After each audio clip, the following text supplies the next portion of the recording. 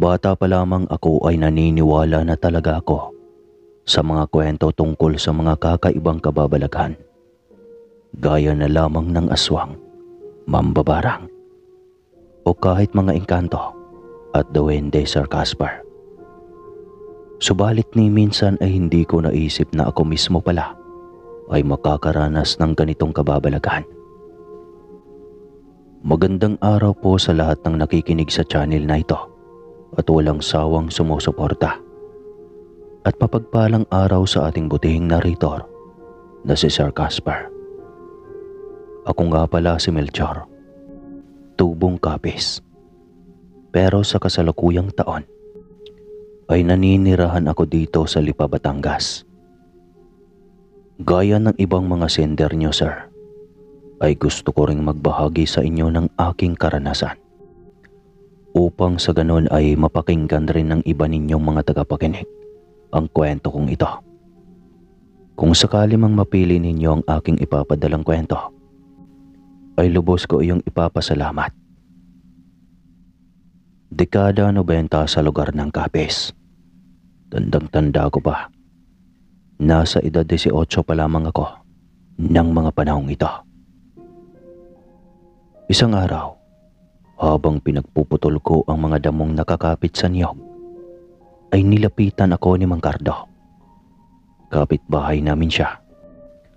At isa rin siya sa mga nagtatrabaho sa niyugang pinagtatrabahuan ko. Boy, tama na yan. Hapon na. Ipagpasabukas mo na lang yung paglilinis mo. Sabay na tayong umuwi. Wika pa sa akin ni Mang Cardo. Tinignan ko naman siya at ang iba pa naming mga kasamahan. Nagliligpit na rin ang mga iyon. Kaya't ngumiti ako kay Mang Cardo at nagwikang. Sige po, Mang Cardo. Aayusin ko lang ang mga gamit ko. Tumango naman ang matanda at pagkatapos ay sinabihan niya akong sumunod na lamang sa kanya. May kukunin pa raw kasi siyang kahoy na panggatong sa unahan. Kaagad ko nang kinuha ang bag ko at sumunod na kay Mang Cardo. Ang iba naman naming kasamahan ay isa-isa nang nagsisipag-uwian. Yung isa pa nga sa mga kasamahan ko sa trabaho ay sumigaw pang magsipag-uwian na kami. Dahil baka mamaya ay matsyempohan pa kami ng aswang sa gitna ng niyugan at mayari pa kami. Ay nako, baka ako ang yayari doon sa aswang, lalo na kung babae. Kung gusto niya ay iuwi ko pa siya sa bahay. Tatawa-tawang tugon ng isa naming katrabaho. E di mayari ka sa asawa mo.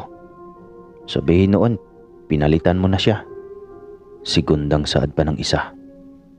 Humagalpak naman ito ng tawas tapos ay nagsabing hindi naman raw niya papalitan ang asawa niya. Dadagdagan lang. Yun nga lang, kakaibang tao ang idadagdag niya dahil magiging aswang umano sa gabi. Tawa ng tawa ang mga kasamahan ko dahil sa mga kalokohan nila. Napapailing na lamang ako habang nagmamadali ng maglakad. Dahil nauna na si Mang Cardo sapagkat may aayusin pa itong panggatong sa unahan. Nang maabutan ko na ang matanda ay nagpresenta na akong tulungan siyang ayusin ang panggatong. Binitbit ko na rin ang iba pang mga panggatong upang sa ganoon ay hindi siya masyadong mabigatan. Habang naglalakad na nga kami ay hindi ko na napigilan ang sarili kong matanong sa matanda. Kung totoo nga ba ang mga sabi-sabi ng mga kasamahan namin tungkol sa aswang. Bakit mo naman na itanong, boy? Natatakot ka ba? Natatawang tanong sa akin ng matanda. Hindi naman po sa ganoon, kaya lang ay marami na kasi akong nababalitaan. Pati tuloy ang mga magulang ko. Hindi na mapanatag kapag naabutan ako ng takip silim sa pagtatrabaho. Tugon ko kay Mang Cardo. Sumeryoso naman ang mukha ng matanda at nagwiwika ng, Oo, kaya nga halos lahat ng mga trabahante dito sa atin ay hindi na nagpapaabot ng takip silim. Hanggat may araw pa ay nagsisipag-uwian na ang mga iyon. Ikaw nga lang ang nakita ko kaninang nagtatrabaho pa kahit magdidilim na. Hindi ko po kasi alam nung kung dapat paniwalaan ko ba ang mga sinasabi nila o hindi. Kasi naman po, ilang buwan na tayong nagtatrabaho dito. Pero wala pa naman akong nakikita tulad ng sinasabi nilang nangaharang raw na aswang. Natawa naman si Mang Cardo sa sinabi ko at biniro niya pa ako na kung gusto ko raw ba makita ang aswang. Sinabi ko naman sa kanyang di bali na lang. Sa mga sinasabi pa nga lang ng mga matatandang naririnig ko ay nakakatakot na. Ano pa kaya't kung mismong makaharap ko na ang nasabing aswang? Pinayuhan naman ako na matandang mag-iingat raw ako palagi. Lalo kung sakasakaling hindi ko maiwasang abutan ng dilim sa daanan. Simula kasi nang may nababalitaang may nayanggaw sa karatig lugar, ay doon na nag-umpisa na may nananambang sa liblib na daanan. Walang sinisino ang aswang na nanghaharang. Dahil mapabata man o matanda, ay tinatambangan nito sa oras na makita ito. Tiyak may kalalagyan sa nilalang kung sakali mang hindi makatakas. Dahil sa nagkasarapan ng kwentuhan namin ay nilubos-lubos ko nang magtanong kay Mang Cardo. Mukha naman kasing marami siyang alam patungkol sa mga kababalagan. Hindi na ako nag-alinlangan pang tanungin ang matanda kung nakakita na ba ito ng aswang o elemento, o kaya nakaranas na ba ng kahit anong kababalaghang katatakutan. Sandali namang tumahimik ang matanda bago nagwikang, minsan na raw siyang nakaranas ng kababalaghan. Aniya pa, nakakita na umano siya ng mga nilalang, lalong-lalo na ang tungkol sa aswang. Dahil yung dati niyang kasamahan sa trabaho ay nakita na lang na wala ng buhay at wakwak na ang tiyan nito. Noong suriin ito ay wala ng lamang loob nito. Nung unay inakala nilang isang mabangis na hayop lamang ang umatake at pumatay sa kasamahan niya. Dasinggero kasi iyon at walang ibang ginawa sa buhay sa tuwing natatapos ng magtrabaho, kundi ang maglasing ng maglasing. Tapos kung saan abutan ng labis na kalasingan ay doon na natutulog. Kaya't inakala talaga nilang mabangis na hayop lamang ang umatake sa kasamahan niya. Subalit isang gabi, kakatapos niya lang raw magtrabaho noon, habang naglalakad siya sa liblib na daanan ay may naaninagan siyang matandang babaeng buhaghag ang buhok na animoy, nilipad ng napakalakas na hangin. Kitang-kita niya iyon dahil sa liwanag ng buwang tumatama sa daanan. Matapos daw makita ni Mang Cardo ang kahindik-hindik na itsura ng matanda, ay sandali siyang natigilan sa paglalakad. Nang sa walang ano-ano'y, bigla na lamang siyang sinugod ng nilalang. Kaya naman mabilis pa sa kidlat na kumaripas siya ng tumakbo. Mabuti na lamang talaga ay hindi pa siya masyadong nakakalayo sa mga kasamahan niya. Kaya't narinig na mga iyon ang pagsisigaw niya at agaran siyang sinaklolohan. Ngunit noong tuluyan siyang makalapit rito, ay hindi nakita ng mga iyon ang aswang na humahabol sa kanya. Bagkus ay isang dambuhalang nagbabagang mga matang aso ang nakita nilang humahabol sa kanya. Pinagbabato pa nila iyon. Mabilis namang tumakbo palayo ang aso at nawala kaagad sa kanilang paningin. Huwag niyo nang habulin pa ang nilalang na yun. Alam nating lahat na hindi pangkaraniwan ang asong iyon. Baka mapahamak lamang tayo kapag sinuong pa ang masukal na kagubatan. Wika pa umano ng isa sa mga kasamahan niya. Simula nga nang mangyari ang pananambang kay Mang Cardo, ay doon mas pumutok ang balitang may aswang nga sa baryo namin. Lahat ng mga kabataan tuwing hapon ay dapat nasa loob na ng bahay at wala ng bata sa labas. Ang mga buntis naman ay hindi na pinapayagang maglalabas ng bahay sa araw. kung hindi man lang kailangan na kailangan. Maiging pinag-iingat na ang lahat dahil baka mamaya ay muli na namang umatake ang nasabing aswang. Pero kahit nag-iingat na nga ang lahat, ay mas lalong naging agresibo ang aswang. May pagkakataon kasing may nakakita raw ng aswang sa silong ng bahay ng buntis. Mabuti na lamang at hindi patulog ang padre de pamilya na mga oras na iyon. Kaya't nakita nito ang aswang. Ngunit sa kasawiang palad ay nakatakas na naman ang aswang. Matapos ngang ikwento ni Mang Cardo ang karanasan niya ay halos hindi ako makapaniwala. Nang mangyari kasi ang karanasan niyang iyon, ay nasa lugar ako ng tiyahin ko. Kaya't hindi ko alam ang mga usap-usapan noon. Natigil lamang ang pagkukwentuhan namin noong makarating na kami sa baryo. Dahil sa ilang bahay lamang ang layo ng bahay ni Mang Cardo ay hinatid ko na ang panggatong niya.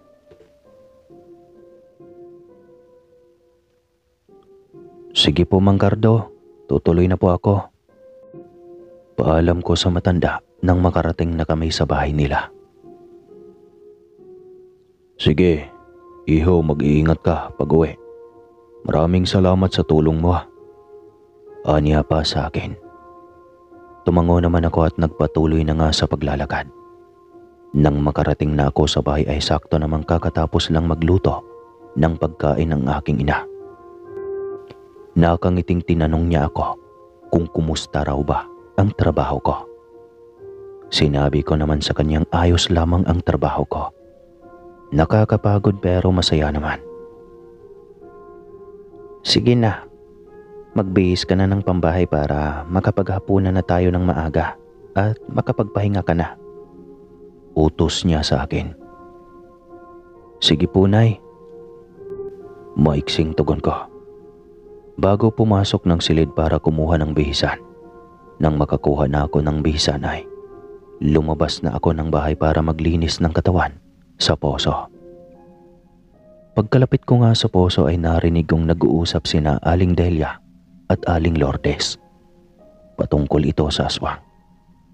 Narinig kong sinabi ni Aling Lourdes na mayroon na namang batang kamuntikan mabiktima ng aswang noong nakaraang gabi. Paano ba naman kasi? Anong oras na nasa galaan pa? Alam naman ng may bali-balita na sa lugar namin tungkol sa mga aswang. Abay hindi nakikinig. Ayan tuloy, kamuntikan ng maging biktima. Ay nako, kasalanan ng mga magulang yun. Bakit kasi hinayaan ang mga anak nila sa labas ng bahay ng 10 oras na ng gabi? Nakaismid pang saad ni Aling Lourdes. Abay siyempre, kaya nasa labas ang mga bata dahil nasa galaan rin ang mga magulang. Anong oras na nagsusugal pa. Hindi nila iniisip na may nagbabadyang panganib sa labas ng bahay sa tuwing sumasapit na ang gabi. Wika pa ni Aling Delia habang nag-iigib ng tubig. Nang matapos na silang mag-igib at nakaalis na ay naghugas na ako ng katawan. Nagmamadali na nga akong maglinis ng katawan habang nagpalingalinga. Dahil hindi ko maiwasang matakot sa kwentuhan ng 2 chismosa kong kapitbahay. Sa paglipas ng mga oras ay kumain na kami ng hapunan. Nang matapos na kaming maghapunan, ay nagpahangin muna ako sandali sa tabi ng bintana. Habang namimintana ako ay naririnig ko ang mayat mayang pag-ubo ng aking ina. Tinanong ko siya kung ininom niya ba ang gamot niya. Oo, uminom na ako kanina ng gamot ko anak. Maiksing tugon niya. Siguro po Nay, natuyuan na naman kayo ng pawis kanina ano? Kaya inatake na naman kayo ng hika niyo. Saad ko pa sa kanya. Sinabi naman ng kapatid kong maghapon na naman raw naglalaba ang aming ina. Iyon marahil ang dahilan kung bakit hinika na naman ito. Nay, sabi ko naman po sa inyong huwag niyong masyadong pagurin ang sarili ninyo. Alam niyo naman pong aatakihin kayo ng hika kapag natuyuan kayo ng pawis. o kaya ay masyadong magpagod sa trabaho? Wika ko sa aking ina. Sinabi naman niyang ayos lang raw siya. Maya-maya lang raw ay mawawala na ang hika niya. Ay naku nay, sandali lang po at ikukuha kita ng maligamgam na tubig. Saad ko sa aking ina at tumayo na nga ako para kumuha ng maligamgam na tubig. Nang makarating na ako sa kusina ay kaagad na kumuha ako ng maligamgam na tubig at binigay sa aking ina. Tapos ay nilagyan ko ng langis ang likod niya upang sa ganoon ay maalis ang lamig ng kanyang katawan. Sa susunod po nay, hayaan niyo na lang na si Melba lamang ang maglalaba. Huwag na po kayong maglaba para hindi na kayo atakihin pa ng hika. Saad ko sa aking ina matapos kong hilutin ang likod niya. Tumango naman siya at nagwikang maayos-ayos na raw ang pagkaramdam niya. Itigil ko na ang paghilot at magpahinga na ako dahil may pasok pa raw ako sa kinabukasan. Maya-maya na po ako magpapahinga nay. Medyo maalinsangan kasi ngayon. Kayo, magpahinga na ho kayo. Wika ko sa kanya. Binilin ko rin sa kanyang kapag sa tingin niya ay hindi na maganda ang kanyang pagkaramdam, sabihin niya lang sa akin para matulungan ko siya. Sige po nay, magpahinga na po kayo. Matapos ko ngang asikasuhin ang aking ina ay bumalik na ako sa kinauupuan ko kanina. Sa paglipas nga ng ilang sandali, habang nakaupo ako at nakatanaw sa labas ng bintana, ay may naaaninagan akong bulto ng isang babae. Nung una ang buong akala ko ay isa sa mga kapitbahay lang namin ang bulto ng babaeng nakita ko. Ngunit hindi katagalan ay parang may kakaibang presensya na akong nararamdaman. Yun bang parang may panganib na nag-aabang at hindi mapigilang magtayuan ang mga balahibo mo sa buong katawan. Ano ba ang ginagawa ng matandang iyan dyan sa labas ng bakuran namin? Tanong ko sa aking isipan. At inaninag ng mabuti ito upang sa ganon ay makilala ko kung sino siya. Ale, anong ginagawa mo dyan? Bakit kanina ka pa nakatingin dito sa bahay namin? Tawag pansin ko sa babae. Hindi ko alam kung narinig ba ako ng babae o sadyang nagbingi-bingihan lamang. Dahil sa nakatayo lamang iyon malapit sa may puno at parang estatwa. Dahil sa hindi man lang iyon gumagalaw. Takti, sino bang babaeng yan? Bakit hindi man lang sumagot? Malapitan nga. Sambit ko sa aking sarili at tumayo na nga't naglakad na papunta sa may pintuan. Subalit mga kaswang, pagkabukas ko ng pintuan, ay sumalubong sa akin ang napakabahong amoy. Parang amoy tae ng kalabaw na amoy kanal. Pasintabi po sa lahat ng lumalamon. Ganoon na ganoon ang nalalanghap ko. Sandali pa akong napamura at napatanong kung bakit napakabaho sa labas ng bahay. Teka, nasaan ang babaeng yun? Tanong ko at hinagilap na mga mata ko ang babaeng nakita ko kanina. Nakailang minuto na ako sa paghahanap ay hindi ko talaga mahagilap ang nasabing babae. Iniisip ko na lamang na baka namamalikmata lamang ako. Kaya't pumasok na ako sa loob ng bahay at isinara na ang pintuan. Oh, lumabas ka ba anak? Bungad na tanong sa akin ng aking ama. Opo tay. May titignan lang po sana ako. Tugon ko sa aking ama. Sinabi niya naman kung wala raw akong gagawin ay magpahinga na ako. Tumango naman ako at sinabing papasok na ako sa loob ng kwarto ko para magpahinga na. Pagkapasok ko nga sa loob ng silid ay agad na ibinagsak ko ang katawan sa higaan. Habang nakapikit ay bigla na lamang akong nagulat dahil sa may narinig akong mahihinang kaluskusan sa labas ng bahay. Kasunod noon ay ang mahihinang paghangil.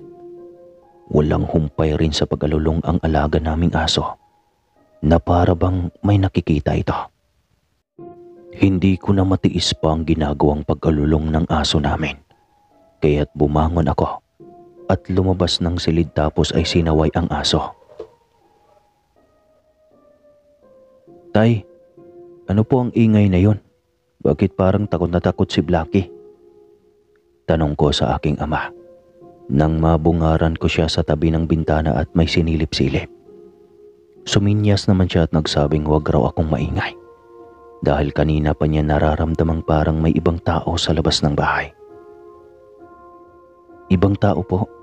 Muling saad ko. Oo anak, kanina kasi. Pagkapasok mo sa loob ng silid mo, may nakita akong aninong mabilis na dumaan sa may bintana. Kaya pinakiramdaman ko. Tapos hindi pa matigil sa pag-ubo ang nanay mo. Tugon pa ng aking ama. Teka sandali. Dito ko lang at kukunin ko lang ang itak sa kusina. Muling mahinang wika ng aking ama at nagmamadali na nga itong pumunta sa kusina at kinuha na ang itak. Pagkabalik niya ay may bit-bit na siyang itak at buntot ng page. Inabot niya sa akin ang buntot ng page. Tay, ano po ang gagawin ko dito sa buntot ng page? Kinakabahang tanong ko sa kanya. Lalabas tayo. Hanapin natin ang nilalang na kanina pa nagpaikot-ikot dito sa bahay natin. Sa oras na lapitan ka ng nilalang na yon, huwag kang mag-alinlangang hambulusin iyon ng buntot page. Maliwanag ba? Wika niya pa sa akin. Tumango naman ako at sumunod na nga sa kanya nang marahang naglakad palabas ng bahay. Medyo kabado ako ng mga oras na yon. Pagkalabas namin ay saktong pagsilip ni tatay sa silong ay may nakita kaming nakakapangilabot na nilalang. Nagbabaga ang mga mata nito habang nakatuwad. Hinamon iyon ng tagaan ni tatay at sinabing umalis sa silong at kami ang harapin. Halos panawan ako ng ulirat nang makita ko ang nilalang ng mabilis ng kumaripas palabas ng silong at tinungo ang likuran ng bahay namin. Kaya naman patakbo nang pumunta si tatay sa likuran ng bahay at hinabol ang nilalang. Kaagad naman akong sumunod kay tatay dahil sa nag-alala akong baka mamaya ay mapano siya. Noon ngang pag-ikot namin sa likuran ay walang sabi-sabing bigla na lamang dinambahan ang aking ama ng nilalang. Kaya tumilapon ang itak na bitbit niya. Napamura naman akong mabilis nang lumapit sa aking ama at walang habas na pinaghahambalos ng buntot page ang nasabing aswang. Hindi ko iyon tinigilan hanggat hindi niya binibitawan ang aking ama. Noon ngang nabitawan na ng aswang si tatay, ay mabilis ko nang hinatak ang aking ama at tinulungang makatayo. Ang itak anak, kunin mo, akin na. Utos pa ni tatay. Nagmabadali ko namang kinuha ang itak at binigay iyon sa kanya. Nakita kong kaagad na itinarak ni tatay sa lupa ang itak at mabilis nang nilapitan ng aswang. Sabay sinaksak iyon sa tagiliran. Ano? Balak mong aswangin ang asawa kong animal ka? Ito ang nararapat sa iyo. Nanggigigil na wika ng aking ama at paulit-ulit na itinarak niya sa katawan ng aswang ang bitbit niyang itak. Umangil naman ng nakakakilabot ang aswang at para bang humihingi iyon ng saklolo. Hindi naman nagpatinag sa takot ang aking ama. Sa halip ay nakailang beses pa niyang sinaksak ang aswang. Subalit tila ba may sapusa kung kumilos iyon dahil hindi man lang napansin ni tatay na nakatakas na ang aswang. Sige, tumakas ka. Akala mo aabutan ka pa ng umagang buwisit ka. Galit niya pang sambit sabay dura sa lupa. Pinalipas muna namin ang ilang sandali bago ako inaya ni tatay na bumalik sa loob ng bahay. Pagkabalik namin sa bahay ay tsaka pa lamang natigil sa pag-ubo ang aking ina at guminhawa raw ang pakiramdam. Sinabi pa ni tatay na paniguradong sinanay ang punteriya ng aswang dahil para sa kanila ay mabango ang taong may sakit. Siguro walang mabibiktimang tao sa ibang lugar ang aswang na yon. Kaya dito naghanap ng mabibiktima. Malas niya lang dahil tayo ang nakatapat niya. Sambit pa ni tatay at ginamot na ang mga kalmot na natamo niya sa aswang. Matapos nga ang pangyayaring iyon mga kaaswang, ay may nabalitaan na lamang kaming matandang babaeng namatay sa karatig lugar. At ang mas ikinagimbal pa namin, ang sabi pa sa nasagap naming balita, marami raw sugat ang katawan ng matandang iyon bago namatay. Isa pa ibantog na aswang iyon sa dating baryong tinitirhan noon, kaya't napalayas pala at napadpad sa kasalukuyang tinitirhang baryo nung matanda bago ito namatay. Sa paglipas ng mga araw, Sir Caspar, kahit wala na ang bantog na aswang na yon, ay mayroon pa ring umaali-aligid na aswang sa lugar namin. Ang sabi naman ng karamihan, baka iyon raw ang nayanggaw nung matanda, o kaya naman, baka iyon ang sinalinan ng pagiging aswang ng matanda bago iyon namatay. Alin man sa dalawa mga kaaswang ay walang nakakaalam. At syempre, dahil patay na ang aswang, dito ko natatapusin ang aking kwento. Maraming salamat po sa lahat ng nakikinig ngayon. Mag-ingat kayo palagi at huwag magpalinlang sa mga aswang. Muli po, ako po si Melchor ng Capiz. Pero nakapangasawa ko ng taga Lipa, Batangas. Charap.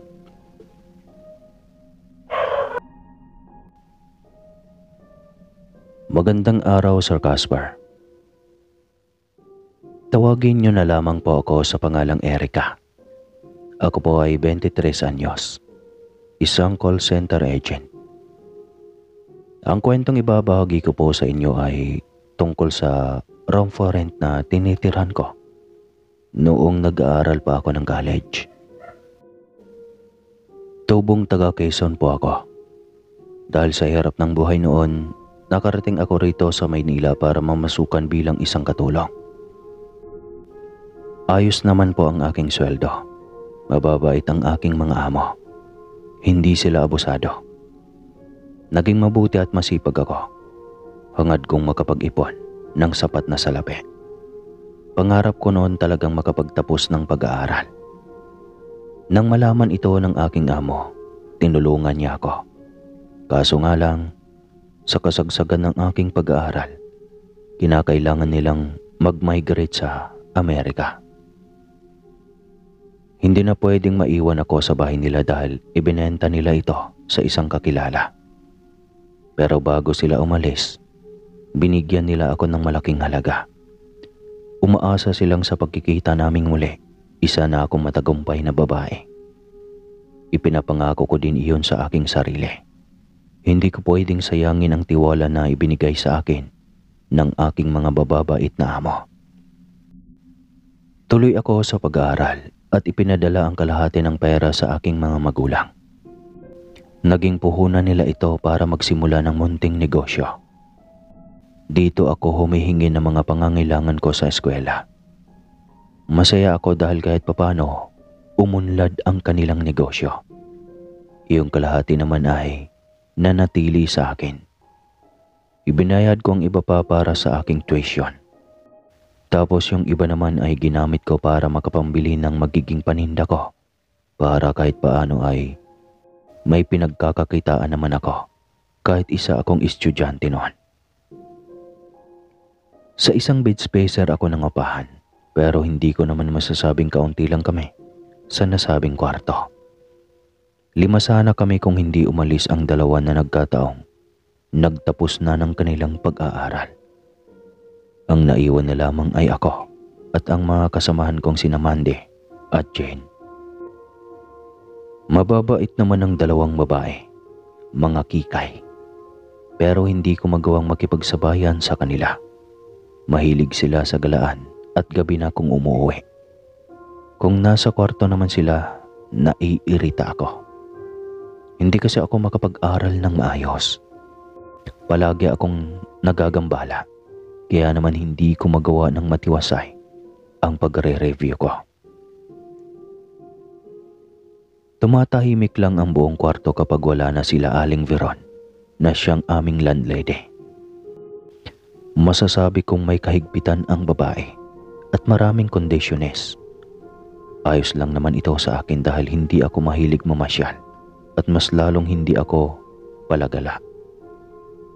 Sa tuwina ay naaalala ko ang kahirapan namin sa buhay, kaya palagi kong itinatak sa aking isipan na hindi naman masama ang magpakasaya maliban na lang kung tapos na ako sa pag-aaral. Ipinangako ko sa aking sarili na kailangang may mapatunayan mo na ako para matuwa naman sa akin ang aking mga magulang.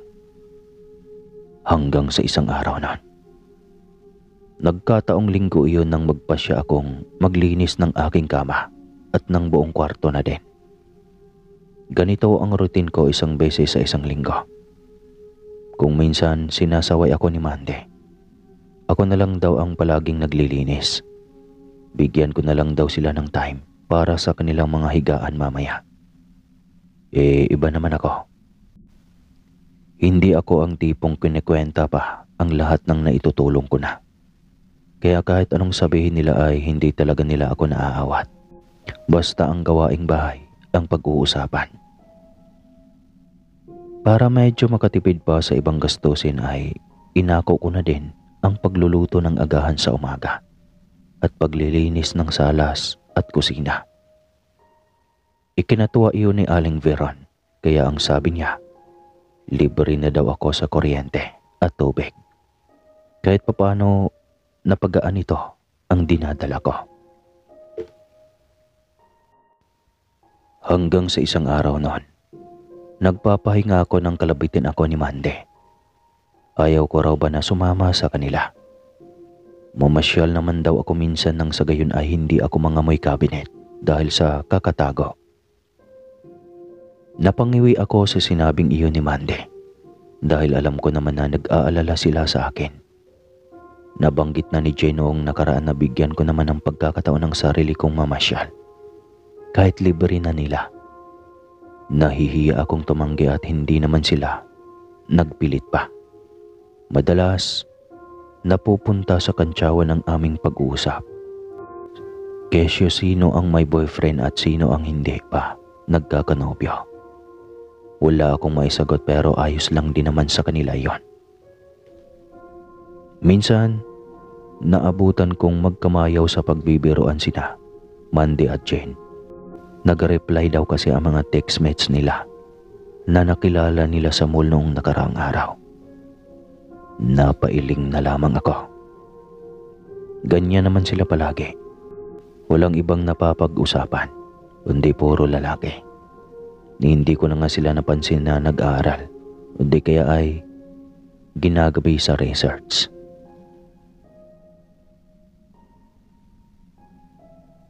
Inis akong nakahiga at nagtalukbong ng kumot nang marinig ang harutan ng tulakan ng aking mga kasama. Inaya raw silang mamasyal ora-orada. Nagulo tuloy ang silid namin dahil sa paghahanap nila ng magandang damit. Nang aalis na ang dalawa, nagbilin pa sila na ilako daw ang pinto at wag na wag magbubukas kapag may kakatok dahil may sarili naman daw silang susi. Tumango lang ako at walang anumang natulog. Pagsapit ng gabi, naalimpungatan ako. Bumangon ako at bumungad ang madilim na kapaligiran. Sinipat ko ang orasan sa aking cellphone. 2:00 na pala ng madaling araw. Nagpasya akong lumapit sa bintana at sumilip. Ewan ko ba, nang makita ko ang bultong iyon sa may madilim na poste ay biglang sumama ang aking pakiramdam. Tila ba may mangyayaring masama oras na malaman ng kung sinong nilalang na nakita ko siya. Sinubukan kong ilawan ang higaan ni Mandy. Wala pa ang dalawang babae na hindi ko alam kung uuwi pa ba sila o hindi na. Hindi man lang kasi nagulo ang kanilang higaan. Walang bakas ng palatanda ang dumating na sila. Naisip kong bumaba sa silong. Nakalimutan kong magdala ng tubig. Mag-iingat na lang ako sa bawat hakbang nang sa gayon hindi ako makadistorbo. Pigil ko ang aking hininga sa pagbaba sa hagdan ng magulat. Nailawan ko ang aking tatapakan at napakunot noon nang mapansin ang sunod-sunod na patak na tila ba malapot at amoy masangsang. Hindi ako nakatiis at saglit na yumuko para makita kung ano ito. Napasinghap ako. Ang sama ng amoy ng nasabing likido at hindi ko kayang tagalan ang klase ng lapot nito. Gayunpaman, alam kong galing sa hindi pangkaraniwang nilalang ang bagay na ito. Laway ng aswang. Kinilabutan ako at napalibot ng tingin sa paligid. Gusto ko sanang i-check si Aling Veronica at tiyaking ligtas siya para lang mapagtanto kong sa kanya pala ako kailangang mag-ingat. Nang bumaba kasi ako ng tuluyan, dumiretso ako sa kusina. Malamlam na liwanag lang ang nakikita ko pero alam kong kaya ko siyang matanaw sa kinaroroonan niyang sulok. Halos halikan ni Aling Veronica ang sahig at napagtanto kong hindi lang palabas na sahig ang pinagkakaabalahan niya. Nagkalat sa floor mat ang mga lamang loob na hindi ko alam kung mula ba sa hayop o tao. Ang alam ko lang, kinikilabutan ako sa labis na pantidire. Hindi ko alam kung paano ba ako aatras nang hindi niya napapansin. Ang alam ko lang, naninigas ako sa sobrang takot. Yung tipong hindi ko na kayang gumalaw dahil sa labis na pagkasindak. Buhaghag ang buhok ni Aling Veronica at mapupula ang mga mata. Ang kanyang mga pangil ay lumalagpas pa sa kanyang baba at ang kanyang mga kuko ay kayang bumaon sa aking katawan kapag naisip niyang saktan ako. Hindi ko na namalayang napairi na pala ako sa labis na takot. Ang suot kong shorts ay para na lang nabasa at kung nangyari ito sa ibang pagkakataon, gusto kong isiping nakakatawa ang nangyari sa akin. Dahil para akong timang na nakatayo sa gilid habang ang pang-ibaba kong katawan ay parang nababad sa mainit na tubig. Lilingon na sana sa akin si Aling Veronica kung hindi lang narinig ko ang ingay ng tawanan ni Mande at Jen na nung mga oras na iyon ay papasok na sa loob ng bahay. Abala pa sa pag-uusap ang dalawa na tila ba hindi nila kami napapansin sa kusina.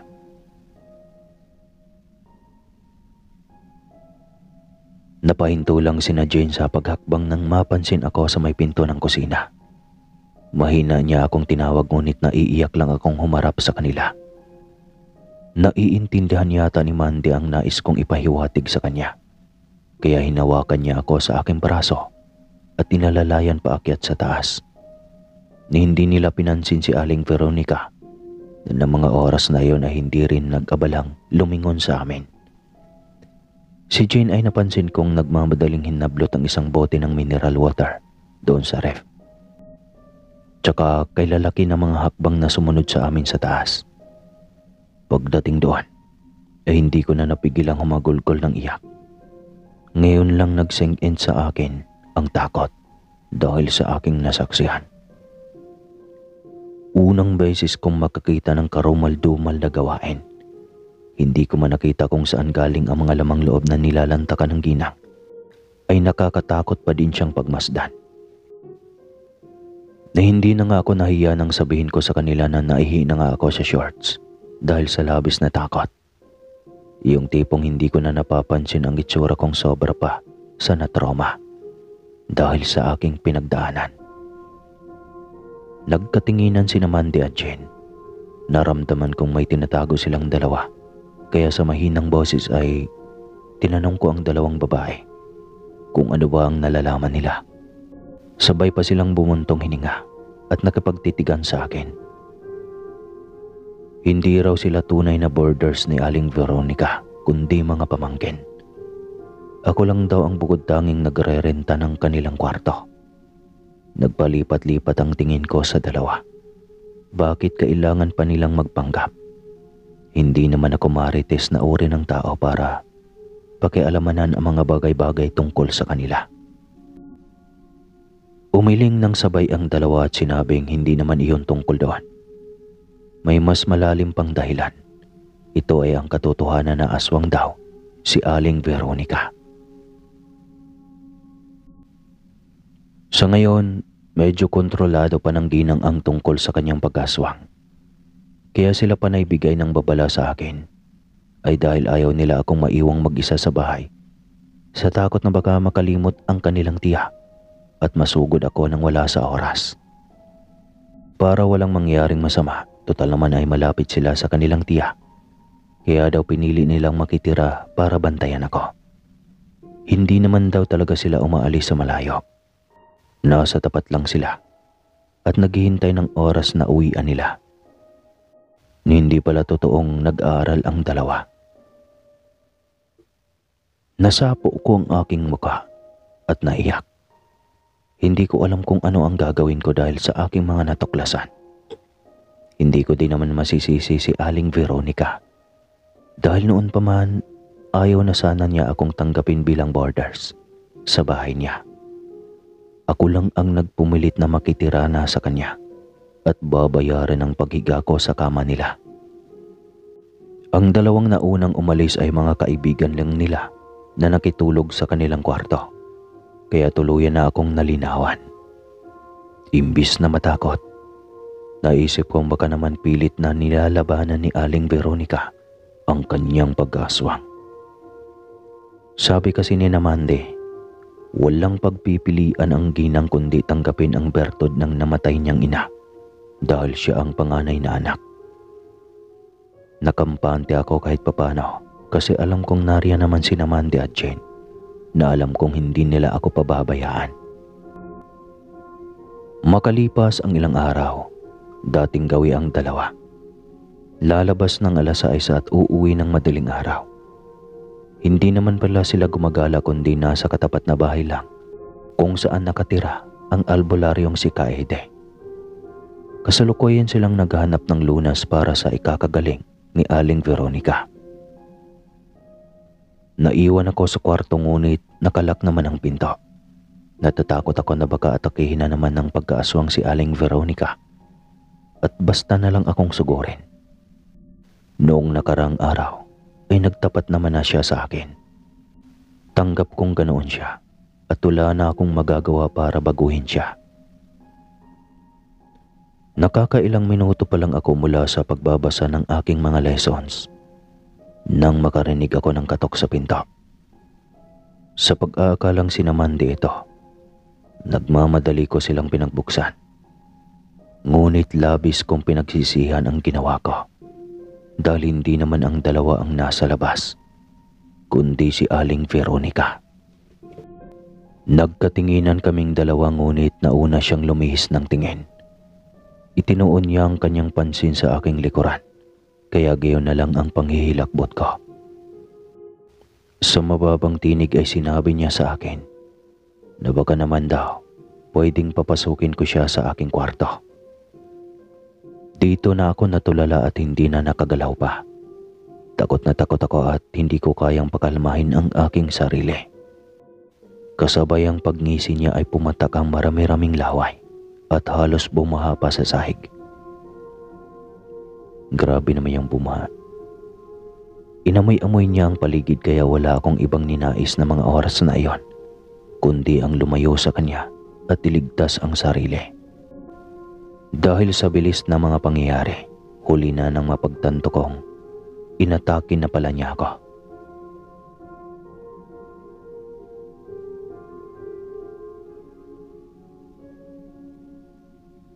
Nagtagisan kami ng lakas at nagpagulong-gulong sa buong kwarto. Nagkabasag-basag ang mga muebles at nagulo ang mga higaan dahil sa aming ginawa. Umaangil na si Aling Veronica at nanggigigil na siyang mabiktima ako. Pero hindi ako papayag na mapatay niya. Kahit alam kong nakakatakot ay ubod lakas akong sumigaw. Sinigurado kong aabot sa kapitbahay ang paghingi ko ng tulong. Sinabunutan ako ni Aling Veronica nang kubabawan niya ako at tinila ng marasa ang buhok niya. Alam kong sa lakas ng pagkakahila ko ay siguradong matatanggal pati ang anit niya. Ngunit gayon na lang ang gulat ko dahil hindi man lang siya nasaktan. Sa halip, humaba ang buhok niya at pumulupot sa aking mga braso hanggang sa buong katawan. Nanlisik ang kanyang mga mata at hindi na yata ako kilala. Kinilabutan ako nang makita ang umangangan niyang bibig na may lumalabas na mahabang dila, basa sa laway. Kasing haba ng buhay na buhay niyang buhok at tila ahas. Nakikisabay ito sa galawan ng agresibo niyang buhok. Ang iba niyon ay sumisiksik sa aking ilong, tenga, bibig at mata na labis na nagpahirap sa aking makakita at makahinga. Ang mata ko'y namumula na pero ayaw kong sumuko. Ubod lakas ko siyang sinipa sa tiyan dahilan para mapaatras siya. Tinangka niyang umataking muli sa akin ngunit hindi na siya nagtagumpay. Nasa likuran niya sina Mande, Jen at Kaede. May dalang mga kapangontra ang mga ito at isinaboy kay Aling Veronica. Naiyak ako nang makita kung gaano siya kagigil na saktan ako. Kaya noong araw ding iyon ay hindi na ako nag-aksaya ng panahon at dali-daling nag-impake na. Napakalma nila si Aling Veronica na panay ang hingi sa akin ng paumanhin, pero hindi ko na talaga kaya. Gusto ko lang naman mag-aral para sa aking pamilya, pero bakit ginagambalan nila ako? Wala naman akong natatanda ang pagkakamali ko para takutin nila ako. Hanggat kaya ko nga ay tumutulong ako sa mga gawaing bahay para lang mapagaan ang kanilang ginagawa. Pero kung palagi na lang ganito, talagang aalis na ako at hindi na babalik kahit kailan. Mabuti na lang nakalipat naman ako ng magandang tirahan. Maganda siya kasi room for rent at hindi lang basta bed space. Mabait ang landlady at hindi aswang. Nakapag-aral na ako ng mabuti at nagkaroon ng peace of mind. Sa ngayon, nagtatrabaho na ako sa isang call center. May sapat ng sweldo at ako ang nagtataguyod ng aming pamilya. Sinadya kong kalimutan ang tungkol sa nangyari kay Aling Veronica. Sana lang. At hanggang dito na lang po ang kwentong ito. Maraming salamat po sa pakikinig. More power po sa inyong channel at God bless her. Muli po, ako po si Erica ng Quezon. Oras na para magkapwe.